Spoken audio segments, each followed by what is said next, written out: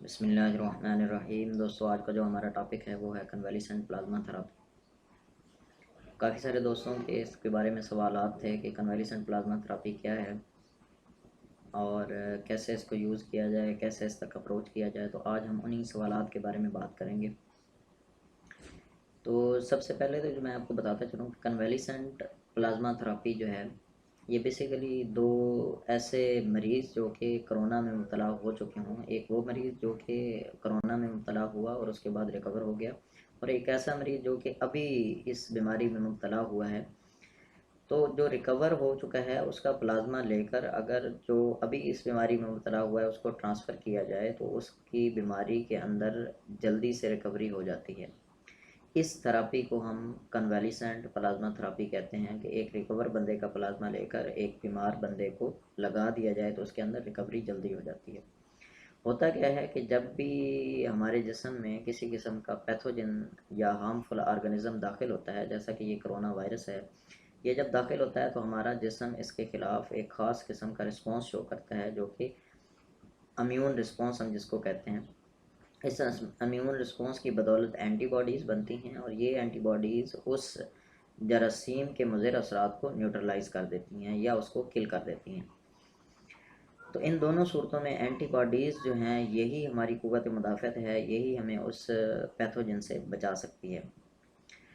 तो ये जो एंटीबॉडीज़ बनने का अमल है ये 7 से इसके बनने के लिए 7 से 14 दिन दरकार होते हैं, और अगर इसके बनने में थोड़ा सा डिले हो जाए या जो जरासीम जिस्म के अंदर दाखिल हुआ है वो तेज़ी से नुकसान पहुंचाना शुरू कर दे तो इन दोनों सूरतों के अंदर कॉम्प्लिकेशंस पैदा हो सकती हैं और उन कॉम्प्लिकेशंस की वजह से अमवात भी हो सकती है।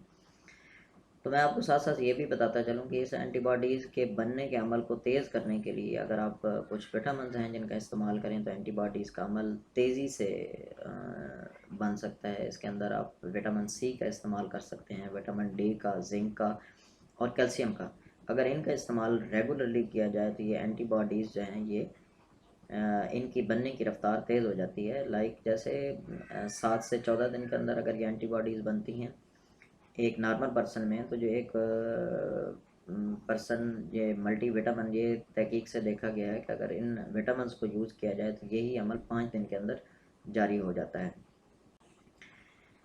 दूसरा सवाल अक्सर पूछा जाता है कि क्या कन्वालिसेंट प्लाज्मा थेरापी हर पेशेंट्स के अंदर यूज़ करनी चाहिए, तो इसका जवाब है कि नहीं, हर पेशेंट के अंदर इसके इस्तेमाल की ज़रूरत नहीं है, क्योंकि सबसे जो कोरोना वायरस के अंदर जो देखा गया है कि 84 to 85% पेशेंट जो होते हैं वो बग़ैर किसी कॉम्प्लिकेशंस के ही रिकवर हो जाते हैं। तो उनको किसी भी किस्म की ट्रीटमेंट की ज़रूरत नहीं होती है। हाँ, अलबत्ता जो पेशेंट्स कॉम्प्लिकेशंस में जाएँ, जिनका सांस बहुत ज़्यादा तंग हो जाए और ऑक्सीजन की ज़रूरत पड़े, हॉस्पिटलाइज उनको होना पड़े, उनके लिए प्लाज्मा थेरापी एक बहुत ही मुफीद साबित होती है, और देखा गया है कि वो पेशेंट्स 3 से 4 दिन के अंदर अंदर ही रिकवर हो जाते हैं। फिर एक सवाल ये पूछा जाता है कि प्लाज्मा कब डोनेट करना चाहिए या किस टाइम में इसको डोनेट किया जा सकता है। तो जो इसके लिए मैं बताना चाहूँगा कि अगर एक बंदा बीमार है और उसके बाद बीमारी के बाद वो रिकवर हो गया है, रिकवर होने के बाद 14 दिन के बाद इसको आप डोनेट कर सकते हैं, रिकवरी के 14 दिन के बाद। लेकिन इन दिनों में उसको किसी किस्म की कोई सिम्टम्स नहीं होनी चाहिए। जब सब किस्म के सिम्टम्स ख़त्म हो जाएं और उनके 14 दिन के बाद आप अपना एंटीबॉडीज़ टाइटर करवाएं, और एंटीबॉडीज़ टाइटर जो है वो एक ख़ास मकदार में रेज़ड होना चाहिए। एंटीबॉडीज़ सफिशेंट मकदार में होनी चाहिए। जब ये सफिशेंट मकदार में होंगी तो इनको डोनेशन के लिए दिया जा सकता है। फिर एक सवाल ये भी पूछा जाता है कि प्लाज्मा के कितने पैक एक बीमार बंदे की रिकवरी के लिए ज़रूरी हैं। तो उसका मैं जवाब बताता चलूँ कि इसके लिए जो रिकमेंडेशन है फूड एंड ड्रग एडमिनिस्ट्रेशन की, उसमें 2 पैक एक बंदे की रिकवरी के लिए जो हैं वो इनफ हैं। लेकिन हमारे जो सेटअप में देखा गया है पाकिस्तान के अंदर, जिन लोगों को एक पैक भी ट्रांसफ्यूज़ किया गया है, मोस्टली लोग उसी से ही रिकवर हो गए, उनको दूसरे पैक की ज़रूरत ही नहीं पड़ी। लेकिन आप 2 पैक तक एक बंदे के लिए इस्तेमाल कर सकते हैं। एक सवाल ये पूछा जाता है कि एक बंदा कितनी दफ़ा प्लाज्मा डोनेट कर सकता है। तो एक टाइम में एक बंदा 4 दफ़ा प्लाज्मा की डोनेशन दे सकता है।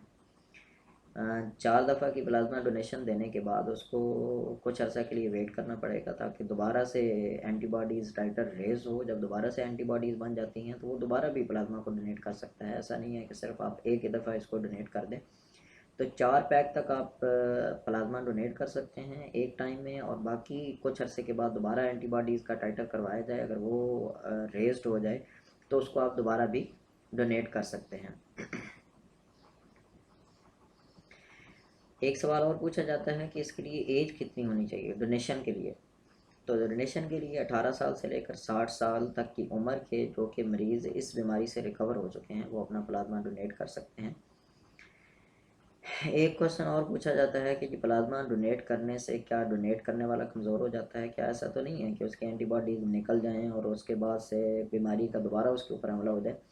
تو جی ایسا بالکل نہیں ہے، کیونکہ اگر آپ 4 پیک تک بھی دیتے ہیں تو اتنی اینٹی باڈیز سفیشینٹ مقدار میں آپ کی باڈی میں موجود ہوتی ہیں کہ وہ دوبارہ سے اس جراثیم کو انٹر نہیں ہونے دیتی. تو اس میں کسی قسم کی کوئی کمزوری نہیں ہوتی، اس میں کسی قسم کا دوبارہ حملے کا کوئی چانس نہیں ہوتا. تو آپ 4 پیک تک ڈونیٹ کر سکتے ہیں اور اس کے کچھ عرصہ کے بعد 1 سے 1.5 ماہ کے بعد آپ دوبارہ بھی ڈونیشن دے سکتے ہیں. اس میں کسی قسم کی کوئی کمزوری یا دوبارہ سے جراثیم کے لگنے کے چانس نہیں ہوتے. آج کے لیے دوستو اتنا ہی. کسی بھی قسم کا آپ کا کوئی کوشچن ہو تو آپ کمنٹس باکس میں پوچھ سکتے ہیں. اللہ حافظ. نیکسٹ ویڈیو کے ساتھ انشاءاللہ ملاقات ہوگی.